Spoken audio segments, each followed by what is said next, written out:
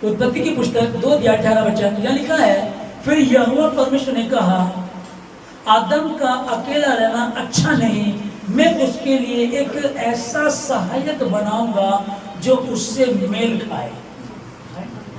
परमेश्वर की पवित्र वचन के पढ़े, सुने, समझे और कबूल के जाने में परमेश्वर की आशीष हो। हालेलुया। जैसे कि आज हमारी कलीसिया के एक भाई का विवाह हुआ है और आज उनका रिसेप्शन है, तो हम सब मिलकर के उनको आशीष देते हैं प्रभु यीशु मसीह के नाम में। खुदा उनको बहुत बरकत दे और वो वचन के अनुसार चलें, क्योंकि तेरे वचन के अनुसार चलने वालों को किसी भली वस्तु की घटी नहीं होती। और जो यहोवा का भय मानते हैं, खुदावंद उनके साथ रहता है, अपने स्वर्गदूतों को उनके निमित्त आज्ञा देता है। आमीन। कि देखिएगा कि हर व्यक्ति, हम कहेंगे बाइबल के अनुसार, हर व्यक्ति परमेश्वर ने अपने हाथों से बनाया। पहले आदम को बनाया और फिर उसका बीज उसी में डाला और फिर वो आगे फिर सब प्राणी बनते चले गए। आमीन। इस प्रकार से इंसान बनते चले गए और परमेश्वर ने उनको आशीष दी। आदम का अकेला रहना अच्छा नहीं, मैं उसके लिए एक उपयुक्त सहायक बनाऊंगा। ध्यान से समझिएगा, जितनों का विवाह हो चुका है वो भी आशीषित होंगे और जिनका विवाह होने वाला है वो भी आशीषित होंगे और जिनका विवाह हो, जिसके विवाह की बात चल रही है, वो भी आशीषित होगा, क्योंकि परमेश्वर का वचन जीवित, प्रबल और सामर्थी है। ये बातों का नहीं सामर्थ्य का वचन है। ये 200 रुपए की बाइबल है जो जीवन को बदल देती है और जिसके अनुसार चलता है। पहला स्थान इसको देता, पहला आदर बाइबल को खुदावंद यीशु मसीह को देता है।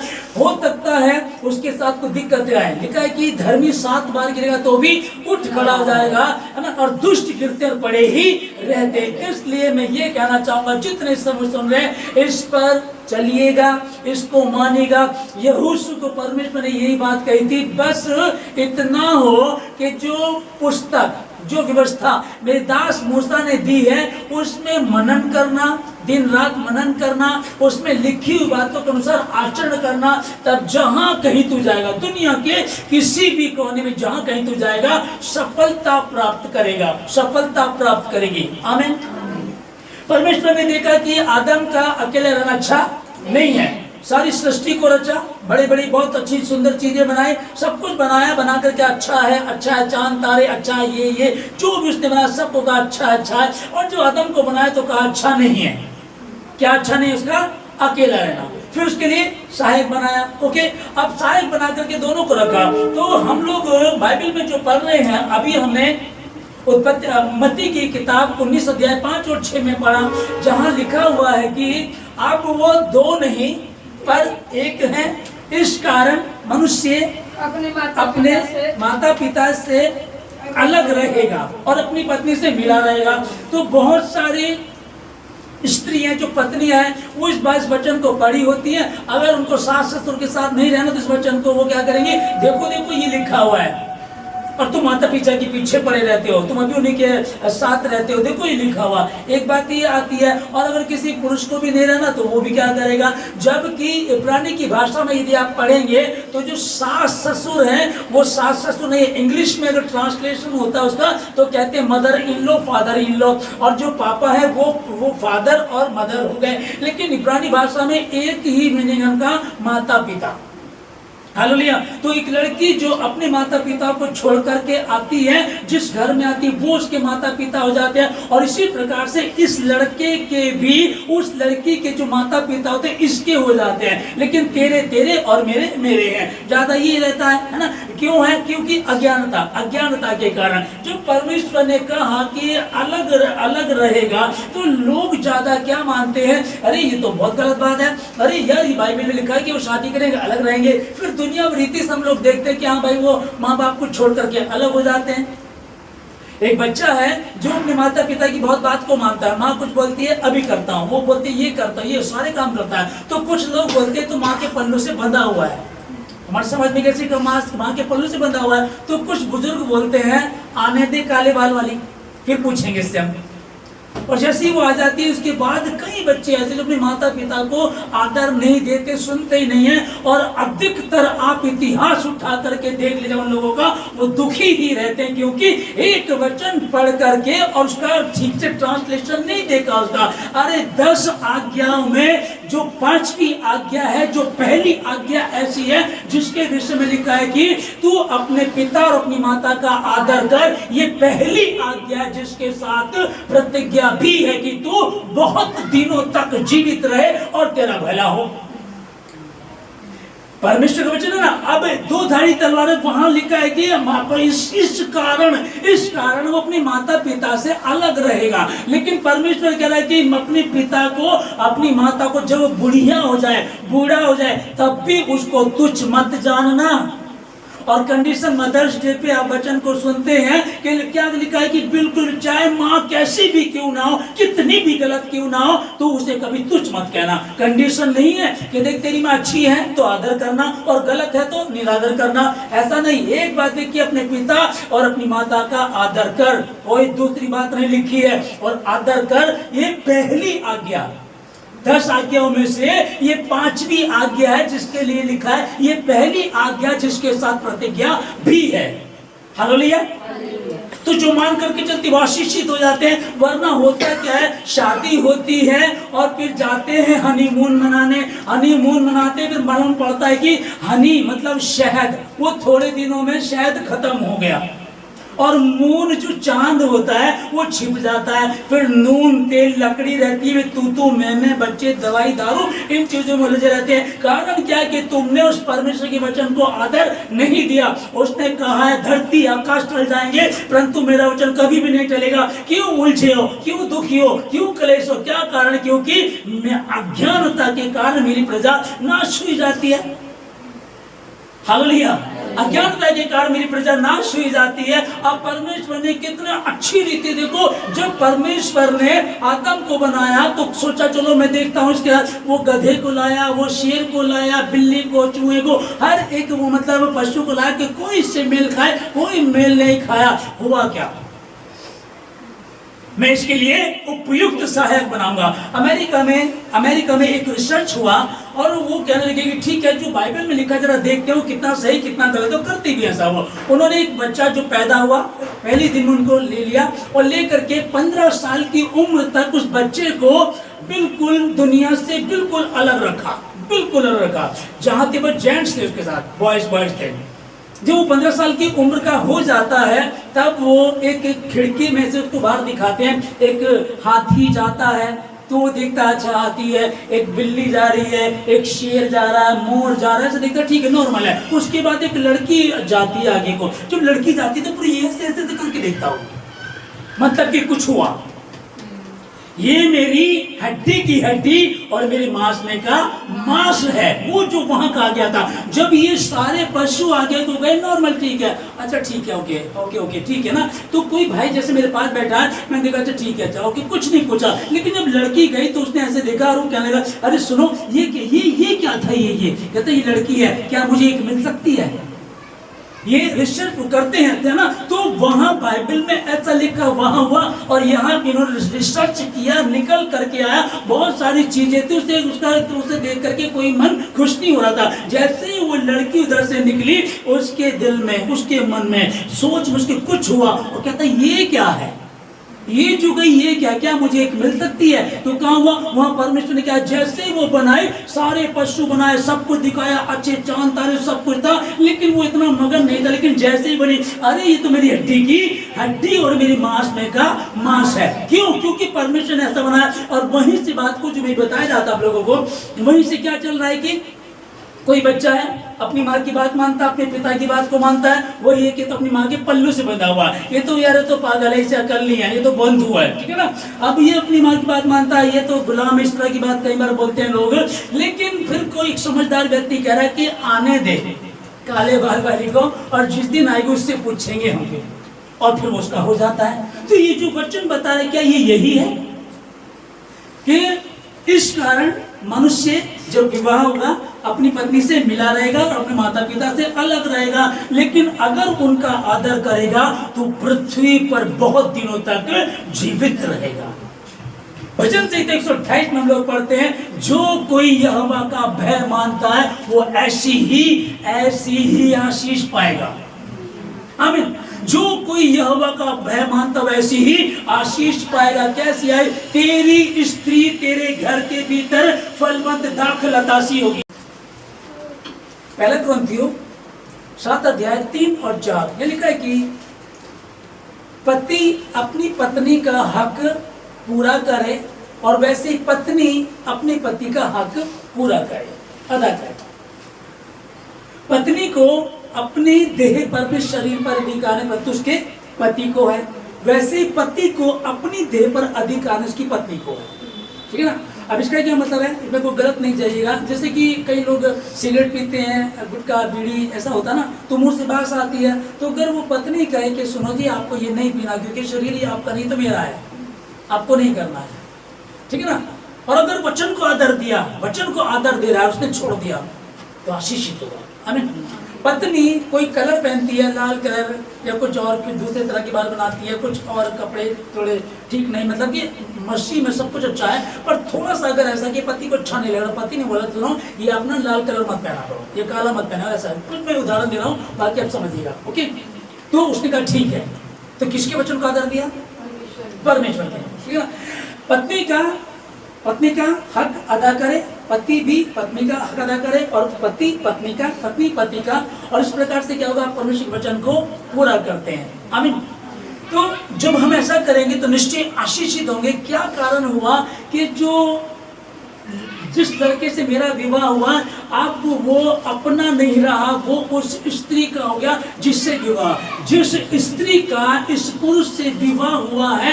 पहले कुंवारेपन में जैसे भी रहे, लेकिन अब वैसे नहीं रहना, अब तो परमेश्वर के वचन को आदर दे रहा है। और दोनों ही जब प्रार्थना करने वाले होंगे, यहोवा का भय मानने वाले होंगे, तो निश्चय ही आशीषित होंगे, क्योंकि परमेश्वर का वचन आशीष देने के लिए आया है। व्यवस्था की ये पुस्तक जो आज मैं तुझे बता रहा हूं, इसे चौकसी से ध्यान से सुने, समझे, उसके अनुसार चलने की चौकसी करे, तब तू धन्य होगा। भीतर आते समय धन्य होगा तू बाहर जाते समय। आमीन। जब इस बात को जब आदर दिया तब तो ये आशीष होगी। फिर आगे क्या करना? कुछ भी नहीं करना, सिर्फ उसके वचन को आप पढ़ करके चलेंगे तो निश्चय आशीषित होंगे। और आगे लिखा है, धन्य हो तेरी कठौती, धन्य हो तेरी टोकरी, धन्य होगा तू बाहर जाते समय, धन्य हो तेरे खेत, तेरे बैल, तेरे मवेशी जो भी है सब क्या धन्य होंगे। तू बहुतेरी जातियों को उधार देगा, परंतु स्वयं तुझे उधार लेना नहीं पड़ेगा। आमीन। हालेलुया। मैं जिस तरह के प्रभु में मैं चल रहा हूँ, है ना, तो कभी मुझे ऐसा रहा नहीं है कि मैं पैसे के पीछे दौड़ूं। काम कर रहा हूँ मैं, तो कुछ लोगों ने टिप्पणी की कि क्या जीवन है तुम्हारा, क्या है तुम्हारे पास? कुछ भी नहीं है। कहीं तो मुझे खास मेरे सबों ने भी मुझे ये बोल दिया कि है क्या तुम्हारे पास। हालेलुया। और आप जानते हैं इस शहर सहारनपुर में हजारों लोगों ने आशीष पाई है। जो दुष्ट आत्मा ग्रस्त थे, दुष्ट आत्मा से छुटकारा पाया, जो बीमार थे बीमारी से उन्होंने चंगाई पाई, और जो गरीबी में थे, लाचारी में थे, हर प्रकार की आशीष परमेश्वर ने दी है। हालेलुया। तो अगर ये है कि जब एलिया भाग रहा था तो वहां का पानी सूख गया, तो बाइबल में लिखा, परमेश्वर का तू उस नाले के पास चला जा, वहीं तुझे खाना पहुंचा दिया जाएगा। तो कौओं की चोंच में रोटी और बोटी पहुंचाई गई। किसकी चोंच में? कौवा क्या होता है? सियाना। कौवा दूसरों की खा जाता, दूसरे की छीन लेता है, और परमेश्वर के हुक्म को मान करके चल रहा है। ये देखो कितना बड़ा नबी, जब इसने प्रार्थना की तो आकाश से आग उतार दी। हालेलुया। इसने आग उतार दी, मरे हुओं को जिंदा कर दिया। ऐसा सामर्थ्य था। एक दिन इसको जाना पड़ा। इस तरह का समय भी आता है। एक समय ऐसा आया उसके पास कुछ नहीं था, और उस जगह का, उस नाले का पानी भी सूख गया। तो परमेश्वर ने कौओं को हुक्म दिया, जहाँ मेरा दास वहां भूखा है, उनको रोटी और बोटी दे करके आओ। ये कौआ चला होगा रोटी लेकर के। बहुत सारे कौवे आए होंगे, तेरे मुंह में बोटी है, कहाँ जा रहा है? बोला उसको देने जा रहा हूं, परमेश्वर के दास को देने जा रहा हूं। पागल हो गया तू? हमारी कौम का तुझे पता नहीं, हमारे समाज के, हमारी कौम के हम सियाने हैं, हम दूसरों का छीन लेते हैं और तू हुक्म की तामील कर रहा, पागल हो गया तो कि कौए भी यहोवा के हुक्म को मानते, ये मेरा बेटा है, ये मेरी बेटी है, मेरे लिए काम करता है, इसको किसी भली वस्तु की घटी नहीं होनी चाहिए। अकाल जब पड़ा हुआ था उस घर में गया, ना उसका तेल खत्म हुआ, ना उसका आटा खत्म हुआ, इसके द्वारा ऐसा हुआ करता था। चंद लोगों की ऐसी कुछ गलत फहमियां, लेकिन मेरा खुदा उसको भी पूरा करेगा और साबित करेगा वो। हालेलुया। वो कह रहा है कि जिस नलके से पानी निकल रहा हो, क्या वो नलका सूखा रह सकता है? आमीन। किसी ने एक बार चल रही थी, वो कहने लगी, एक बार कह रही थी भाई यार वो आज के दौर में देखो कौन पैदल चलता है, आज के दौर में देखो कौन ऐसे रिक्शे ऑटो से आता है। एक मीटिंग चल रही थी तो मैंने कहा सर मैं ऑटो से आया हूँ। करे ऑटो से आया आप भी? मैंने कहा हाँ जी। तो कह रहा बड़ी दुख की बात है पास्टर, है बहुत अच्छा, कि बड़ी दुख की बात है, आज भी तुम्हें ऑटो से आए हो उनके। तो उन्होंने मुझे एक घृणित नजरों से देखा। मुझे 2005 में किसी ने एक्टिवा दी थी, गिफ्ट की थी। बोला पास्टर जी आप हमारे 5 किलोमीटर साइकिल पे पैदल आते हैं तो एक्टिवा ये हमने 2 दोस्तों ने मिलकर ली है सेकंड हैंड, ये आपको गिफ्ट दे दिया। तो एक बंदे ने मुझे गिफ्ट दे दिया। मुझे 2 दिन बाद किसी कलीसिया में बताया कि पास्टर जी आपको उस भाई ने एक्टिवा दी है ना, तो दूसरा भाई इस बात को लेकर खफा है। मैंने कहा ठीक है थैंक यू। मैं वो एक्टिवा लेकर के गया, उस भाई को बोला, मैंने कहा ये एक्टिवा मुझे नहीं लेनी है। कह रहा पास्टर जी मैंने आप, मैं कोई भाई बुरा मान रहा है, कह रहा जी मैं पैसा सारा मैं अदा करूँगा, आप चिंता ना करो। मैं कहा आत्मा खराब नहीं होनी चाहिए, आप एक्टिवा करो, क्या एक्टिवा वापस। हालेलुया। किसी ने मोबाइल दिया था, बाद में मोबाइल देने के बाद कहने लगे हमारा मोबाइल वापस करो। मैंने कहा ये आपका मोबाइल नहीं है। तो क्या होता है कि और जिन्होंने मुझे बोला है ना कि तुम्हारा जीवन है ही क्या, है ना, ये जिन्होंने बोला वो मेरे जीवन को जानते हैं। तो भी कोई बात नहीं है, कालू कई बार काम करता है, शैतान काम करता है, कोई बात नहीं, उसके मुंह पे भी समझ के नाम में जूता। जब परमेश्वर अपने बच्चों को कौमों की चोंच में खिला सकता है, जब वो कहता है कि बर्तन ले ले, उस दास के द्वारा वो कहता है कि बर्तन थोड़े नहीं होने चाहिए, कितना तेल है कुप्पी में उसको डाल के चली जा, कम नहीं होगा। तेल नहीं रुका जब तक बर्तन खत्म। हालेलुया। सो परमेश्वर धन्यवाद सारी बातों के लिए। अभी जिस वचन को हम लोग यहाँ पढ़ रहे थे कि पति को अपनी देह पर अधिकार नहीं, पत्नी को अपनी एक दूसरे पर अधिकार है। और जब ऐसे हम उसके वचन को आदर देंगे तो निश्चय आशीष पाएंगे। वो कौन सी आशीष है? जो व्यवस्था विवरण 28 की आशीष है, वो आशीष हमारी है कब? जब हम उन बातों को मान करके चलेंगे। अगर कहीं घरों में, मसीह घरों में अगर कहीं क्लेश है तो क्लेश होने का कारण है अज्ञानता, वचन को आदर ना देना, प्रार्थना ना करना, एक दूसरे को आदर ना देना, एक दूसरे की बात को नहीं मानना, और सबसे पहले परमेश्वर के वचन को आदर ना देना। एक तरफ से सुन लिया भैया प्रभु ने कहा कि भाई छोड़ दो, माता पिता को छोड़ करके अलग रहेगा। दूसरा कह रहा अपनी माता पिता का आदर कर, और यदि निरादर करेगा तो उसका उलट क्या हो गया? तो पृथ्वी पर धक्के खाते फिरेगा। यही तो हुआ ना, कहीं भी चला जाएगा तो दुखी रहेगा, कितना ही तेरे पास कुछ क्यों ना हो जाए, सुकून नहीं हो सकता। क्योंकि प्रभु का वचन क्या कह रहा है कि अपनी माता पिता का आदर करिए, पहली आज्ञा जिसके साथ प्रतिज्ञा भी है। आमीन। पति क्या है? पहले, आदम पहले और हव्वा बाद में। इतना तो है, यहाँ कुछ और नहीं है। यहाँ लिखा है कि स्त्री जो बनाई सहायक के रूप में बनाई। अब सहायक का मतलब ये नहीं कि नौकरानी है ना, ये मतलब नहीं है। कई बार लगता है ऐसा नहीं, ऐसा नहीं है। जो इफिसियों में लोग पढ़ रहे हैं, यानी का इफिसियों 5:22 में, हे पत्नियों अपने अपने पति के ऐसे अधीन रहो जैसे प्रभु के। अब इसमें एक लाइन लिखी है ना कि अपने अपने पति के, ठीक है ना। आज तो बड़ा बुरा हाल है, जैसे कि अभी सिस्टर बता ही रहे थे कि एक सोशल मीडिया पे देखा कि एक औरत ने 10 मांग भर रखी है, 10 बिंदियां लगा रखी, तो मेरे 10 पति हैं, और 10 के नाम का करवा चौथ रखा, करवा चौथ का व्रत रखा। तो कितना बुरा हाल है। और यहाँ पहले परमेश्वर ने लिख करके दिया था अपने अपने पतियों के ऐसे अधीन रहो जैसे परमेश्वर के, ठीक है ना। अब एक ये किसको कहा? स्त्री के लिए। अब इसको पढ़ करके दुखी हो जाओ, ले प्रभु ने तो सिर्फ ये कहा कि हम अधीनता में रहें। अरे मूर्ख को पढ़ तो लो, माफ करना मुझे मूर्ख बोल रहा हूँ, मैं ये कह रहा हूँ आप उसको पूरा पढ़ लीजिएगा। अभी आप इसको 25 में पढ़ें। 25 में क्या लिखा है? हे पतियों अपनी अपनी पत्नी से ऐसे प्रेम रखो जैसे मसीह ने भी कलीसिया से प्रेम करके अपने आप को उसके लिए दे दिया। देखो पति के लिए कितना कितना खतरनाक लिखा है कि ऐसे अपनी अपनी पत्नियों से ऐसे प्रेम रखो जैसे मसीह ने कलीसिया से प्रेम रखा और अपने आप को उसके लिए दे दिया, प्राण देने तक। हालेलुया।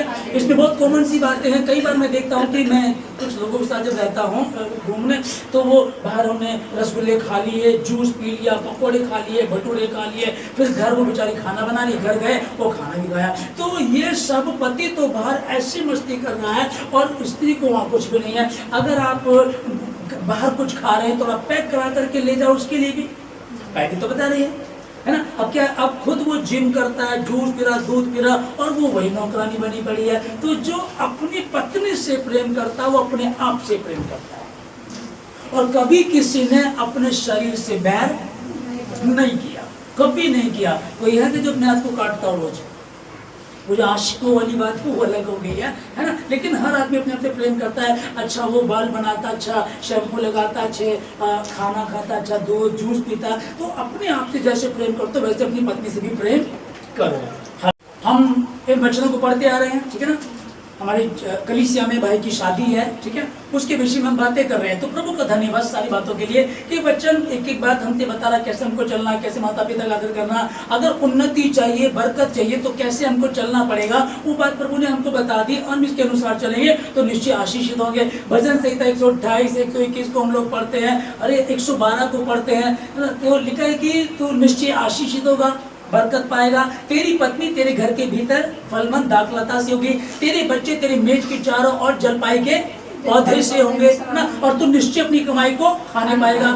क्या ही धन्य है हर एक जो यहोवा का भय मानता है। ओके, तो अभी क्या है, जो मैरिज को लेकर, पति पत्नी को लेकर के हमने वचनों को पढ़ा। प्रभु का धन्यवाद कि परमेश्वर ने हमको उन वचनों को हम तक पहुंचा दिया। बरकत पाने का तरीका एक ही है कि हम इसके अनुसार चलें। ओके, जब हम इन वचनों को मान करके चले तो पहला पत्रस 5 अध्याय 6 और 7 में लिखा है कि थैंक यू जीसस, इसलिए परमेश्वर के बलवंत हाथ के नीचे दीनता से रहो। परमेश्वर के बलवंत हाथ के नीचे दीनता से रहो, जिससे कि वे तुम्हें उचित समय पर बढ़ाए। आमीन। जब नहीं हो रहा है कि कंपटीशन बहुत है, वैकेंसी थोड़ी सी है ना, लेकिन लोग ज्यादा हैं। अब हम क्या करेंगे, कंपटीशन बहुत ज्यादा है, कारोबार चल नहीं रहा, नौकरी की दिक्कत हो रही है, बीमारी बहुत चल रही है, क्या करें समझ में नहीं आ रहा। कुछ नहीं करना, तुमको पहाड़ों की ओर नहीं देखना, पहाड़ों से तुम्हें आशीष नहीं मिलेगी, तुमको यहोवा से आशीष मिलती, तुम यहोवा की ओर देखो। इसलिए परमेश्वर के सामर्थ्य हाथ के नीचे दीनता से रहो, जिससे कि वे तुम्हें उचित समय पर बढ़ाए। हालेलुया, है ना। अपनी सारी चिंता उसी पर डाल दो, क्योंकि उसको तुम्हारा ध्यान है। तुम उस शैतान इब्लीस की चाल से अनजान नहीं हो। वो जो वाटिका में पहुंच गया था, आसमान पे क्या चाहता था, खुदा से बड़ा बनना। ये यहोवा बैठा है, देखो उसका सिस्टम क्या था, यहोवा ये बैठा है, और इससे भी ऊंचा तख्त किसका था, इब्लीस का, उस स्वर्गदूत का इससे भी ऊंचा था। जैसे कि हम जो पैसा लगाते हैं और ऑर्केस्ट्रा बुलाते हैं तो हम लोग नीचे होते हैं, और स्टेज पे वो इतनी हाइट पे होते हैं, जबकि वो हमने खरीद रखे हैं। तो वो सोचने लगे कि यार मैं इनसे ऊंचा बनाऊंगा, समझ पा रहे ना। तो ऐसे ही उसका स्टेज जो था इब्लीस का ऊंचा था और यहोवा का नीचा था। उसने क्या कहा, मैं खुदा से भी ऊंचा तख्त बनाऊंगा। ओके, वहां चाल नहीं चली। तो सबसे पहले कहाँ आया वो, पति पत्नी को तोड़ने, उसके हाथ के बनाए हुए को, पति पत्नी को तोड़ने के लिए वो वहां पहुंचा, और उसने वहां वो कामयाब हुआ। और आज धरती पर अगर आप जाएंगे, जो पारिवारिक न्यायालय है वहां जाएंगे, इतने लड़कियां, इतने लड़के, पति पत्नी, मतलब कि वहां 3 दिन की शादी में क्या किसी ने कुछ देखा होगा। बड़ी स्टैंडर्ड की लड़की, मैं देख रहा था, जज को करे तलाक चाहिए, जज कह रहा है क्या हो गया, अभी कुछ टाइम लड़को नहीं चाहिए, तलाक चाहिए। और कितने केस आ रहे हैं, उसने ड्रम में पैक कर दिया, उसने मार दिया, उसने ये कर दिया, उसने ये कर दिया। अभी मैं बता रहा हूँ 7 अक्टूबर 2025 की नोएडा की, गाजियाबाद नोएडा की एक पति किसी के साथ शादी की हुई थी और उसका देखा गरीब है, दूसरा कोई मिला उसके साथ हो गई। ये कुछ गलत काम करने वाला था, चोर चक्का था, इसको जेल हो गई। इसने जेल में से अपने दोस्त को कहा, यार भाई मेरी पत्नी है, तो उसको राशन पहुंचा दियो और ऐसा ध्यान रखियो। बोला ठीक है। वो जेल में था, अब इससे भी प्यार हो गया। पहला पत्नी पहले वहां छोड़ दिया, फिर दूसरा जेल में था वो हुआ, अब तीसरे के साथ ये हुआ। जब वो जेल से छुटकारा उसे पता लगा, उसने इस वाले को मार दिया, इसका मर्डर कर दिया और वो दूसरे वाला वो जेल चला गया। हल्का सा वैसे ही बता रहा हूँ आप लोगों को, न्यूज बता रहा हूँ मैं। अब हाल क्या है दुनिया का, ये चल रहा है। कहीं पवित्रता नहीं, कहीं ईमानदारी नहीं है। जब इसका भय होता है ना तो हमें लगता है, अब जब आपको पता चला आप ना सीसीटीवी की निगरानी में हो तो हमको डर लग जाता है, सावधान हो जाते हैं। हकीकत बात है ये। आपको कोई देख रहा है, कैमरे में मैं आ जाऊंगा, गलत तो नहीं चल रहा, गलत तो नहीं कर रही, एकदम सावधान हो जाते हैं। और उसने ऐसा कब कह दिया था, हजारों साल पहले कि तेरा चित्र मैंने अपनी हथेली पर खोद करके ये सीसीटीवी को तैयार कर दिया था। वो देख रहा है, भय नहीं है, भय नहीं है। और वो क्या करेगा, इसलिए क्या करना, उसके सामर्थी हाथ के नीचे, यहोवा के सामर्थी हाथ के नीचे दीनता करो, जिससे वो तुम्हें उचित समय पर बढ़ाए। अपनी सारी चिंता उसी पर डाल दो, क्योंकि उसको तुम्हारा ध्यान रहता है। और पहला कुरिन्थियों 7:5 में लिखा है, तुम एक दूसरे से अलग ना रहो, पर आपस की, पति पत्नी आपस की सहमति से। चलो जी, पहले प्रार्थना करेंगे। मैं आज काम करके थक गई, तुम खाना खा लो, सो जाओ। मैं यार ऑफिस में थक गया था, तुम सो जाओ यार, मैं खाना खा सो रहा हूँ, ठीक है ना? नहीं, बिल्कुल बिल्कुल जरा भी अनकंट्रोल नहीं होना चाहिए कहीं भी। अगर प्रॉब्लम है, कारण यही है, लिखा है तुम एक दूसरे से अलग ना रहो। किसने कहा है? अब वो माता पिता को छोड़ करके अपनी पत्नी से मिला रहेगा। अब वो दो नहीं परंतु एक है। वो अब एक है, उनको कोई अलग ना करे। जिनको खुदा ने जोड़ा है उनके लिए प्रभु कह रहा है कि तुम एक दूसरे से अलग ना रहो, पर आपस की सहमति से कुछ समय तक के लिए अलग रहो। अभी कोई प्यार नहीं, कोई फालतू बात नहीं है। जैसे सोने जा रहे हैं आप, सबसे पहले क्या करेंगे? आप प्रार्थना करें। हालेलुया। पहले आप 1 मिनट की प्रार्थना करें, प्रभु को धन्यवाद दें, क्योंकि वचन में ऐसा लिखा है, जब आप प्रार्थना ऐसा करें, क्या लिखा है कि एक दूसरे से अलग ना रहो, पर आपस की सहमति से, ताकि प्रार्थना के लिए अवकाश मिले। फिर एक साथ रहो। प्रभु ने तो कहा है, वो दो नहीं है, एक है। अथॉरिटी दी है, पूरा समाज अथॉरिटी दे चुका है। जाओ, रहो, खाओ, पियो, घूमो, एंजॉय करो। खुदा ने तुमको कहा तुम दो नहीं पर एक हो, एंजॉय करो, कोई तुम्हें कुछ नहीं कह सकता। अथॉरिटी दी समाज ने, कानून ने, खुदा ने पहले दे दी थी। अब वही क्या करे, एक साथ रहो। और फिर कहीं ऐसा ना हो तुम्हारे असंयम के कारण शैतान तुम्हें परखे, अनकंट्रोल। हालेलुया। और जब इसको हम करेंगे, निश्चय ही आशीष पाएंगे और निश्चय ही आशीषित होंगे। सो परमेश्वर आप लोगों को बहुत बहुत आशीष दे। और विशेषकर कलीसिया में जो भाई की विवाह हुआ है, उस जोड़े को आशीष दे परमेश्वर। और जितने आप सुन रहे, आप सबों को खुदा बहुत बरकत दे। मैं फिर यही कहना चाहूँगा, जब आप इसके अनुसार चलते हैं ना, अच्छा कुछ आपको नहीं पता है, पवित्र आत्मा आपको दिया गया, पास्टर आपके पास है, आप बात रखिएगा, जो बात बताने वाली वो बात बता करके सवाल जवाब कीजिएगा, आपको मिलेगा। कहाँ ये आयत लिखी है, मैं कैसे समझूं, मेरी पत्नी सुन नहीं रही, मेरा पति सुन नहीं रहा, हम क्या करें? घर टूट रहे हैं, मकान बढ़िया बढ़िया बिल्डिंग बना रहे हैं, लेकिन घर टूट रहे हैं। और घर यहोवा बनाता है, घर यहोवा बनाता है। जिस घर की रक्षा यहोवा ही ना करे तो घर की रक्षा करने वाला व्यर्थ है। वो चौकीदार का जागना व्यर्थ है। नगर की रक्षा यदि यहोवा ही ना करे, परिवार की, पति पत्नी की, उन बच्चों की अगर देख रेख परमेश्वर ही ना करे तो व्यर्थ है। आप कितनी कोशिश कर लो, मेरा बेटा अच्छी संगति में है, मेरा बेटा तो पढ़े लिखों के साथ है, मेरी बेटी तो पढ़े लिखों के साथ है। एक लड़की, ये जिंदगी है, हरियाणा की जिंदगी, एक लड़की दूसरी लड़की को अपने घर ले आई। मम्मा पापा बोला कि इसका एग्जाम है, मेरी फ्रेंड ही यहाँ रहेगी। बोला ठीक है, लड़की है, ठीक है ना। तो थोड़े दिन रहे, फिर कई दिन तक रहे। तो जब घर से निकलते थे बड़ी अजीब चाल होती थी उनकी, तो लोगों ने ऑब्जेक्शन किया। तो एक दिन बात करते हैं उनसे, बेटा तू ऐसे बोल लड़की को अपनी घर जाए। बोलता हम दोनों ने शादी कर ली, लड़की ने दोनों ने शादी कर ली। अगर वो किसी लड़के को लेकर आती है तो क्या माँ बाप रखने देते? ना रखने देते। लेकिन लड़की को, दोनों लड़कियां रह लेंगी, क्या है ना। लेकिन लड़कियों के बीच में ऐसा हुआ, यदि घर को यहोवाई ना बनाए। अब मेरा लड़का अच्छे पढ़े लिखों के साथ है, अब वो सिगरेट पीने लगा, अब उनके साथ वो दारू पीने लगा, अब वो गलत काम करने लगा। ये कहाँ से आया? हमको क्या लग रहा है, पढ़ा लिखा है, कितना ही पढ़ा लिखा है, विद्वान क्यों ना हो, कितना अच्छा क्यों ना हो, यदि घर को यहोवाई ना बनाए और जो कोई यहोवा का भय मानता वह ऐसी आशीष पाएगा। तेरे बच्चे तेरी मेज की चारों ओर जलपाई के पौधे से होंगे। आज बच्चे साथ बैठते कहाँ है? एक इधर मुंह करता है, एक इधर मुंह करता है। कारण क्या है? परमेश्वर वचन को आदर नहीं दे रहे, आदर नहीं दे रहे परमेश्वर के वचन को। वो साथ बैठ के खाना नहीं खाना चाहते हैं। परमेश्वर ने आशीष दी है, तेरी मेज के चारों ओर जलपाई के पौधे से होंगे, जो जल के लगे वो बढ़ते चले जाएंगे। वो आशीष ऐसी दे रहा है। घर टूट रहे हैं, मकान बन रहे हैं, पर कौन इसको संभाल सकता है? इसलिए परमेश्वर का इस वचन को मान करके लो। पति पत्नी के लिए शुरुआत यहाँ से करें। आप पहला कुरिन्थियों 7:5 से शुरू करें। जागो, प्रार्थना करो, बिना प्रार्थना करे नहीं सोना है। प्रभु को धन्यवाद देना, प्रभु तमाम जरूरतों को पूरा करेगा। पढ़ाई कैसे कराएंगे? स्कूल महंगे हो गए हैं, ट्यूशन महंगी हो गई है, दिक्कतें चल रही है, तमाम जरूरतों को पूरा वो करेगा। उसके वचन को पहले आप आदर देंगे तो वो आपको आदर देगा। और अब्राहम से परमेश्वर ने कहा था, मैं तुझे आशीष दूंगा। हालेलुया। और ये परमेश्वर की आज्ञा को माना कि मैं तुझे आशीष दूंगा। अब हम बढ़ रहे हैं, उसको देख रहे कि परमेश्वर आशीष देगा। जो तुझे आशीष देगा उसे मैं आशीष दूंगा, जो तुझे कोसेगा उसे मैं श्राप दूंगा। पृथ्वी के सब कुल तेरे द्वारा आशीष पाएंगे। हालेलुया। करो स्ट्रगल, भागो, कितना भागोगे? नहीं कर सकते।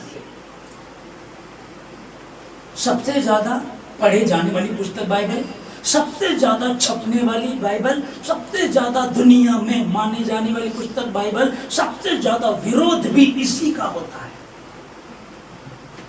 और सच है। हालेलुया। धरती आकाश चल जाएंगे परंतु मेरा वचन कभी भी नहीं चलेगा। सो परमेश्वर आप लोगों को बहुत बहुत आशीष दे। इसलिए परमेश्वर के सामर्थ्य हाथ के नीचे दीनता से रहो, जिससे वह तुम्हें उचित समय पर बढ़ाए। अपनी समस्त चिंता को उसी पर डाल दो, क्योंकि उसको तुम्हारा ध्यान वो दोनों पर एक है। जिन्हें खुदा ने जोड़ा उन्हें कोई अलग ना करे। तो अपने माता पिता को छोड़ करके उनसे अलग रहेंगे, अपनी पत्नी से मिला रहेगा। ओके, एक वचन है। दूसरा, तो अपने पिता और अपनी माता का आदर कर। ये पहली आज्ञा जिसके साथ प्रतिज्ञा भी है। यीशु मसीह के नाम में आप लोगों को आशीष देता हूं। अगर किसी के जीवन में ऐसी कोई दिक्कत है तो खुदावन आपको आशीष देने जा रहा है। हर बंधन टूटे यीशु मसीह के नाम में, शर्मिंदगी हर गड़बड़ी जाए यीशु मसीह के नाम में। कई बार मसीहियों के परिवारों में भी दिक्कत आती है तो कुछ लोग सुनते और हंसी उड़ाते हैं, लेकिन उन्हें नहीं पता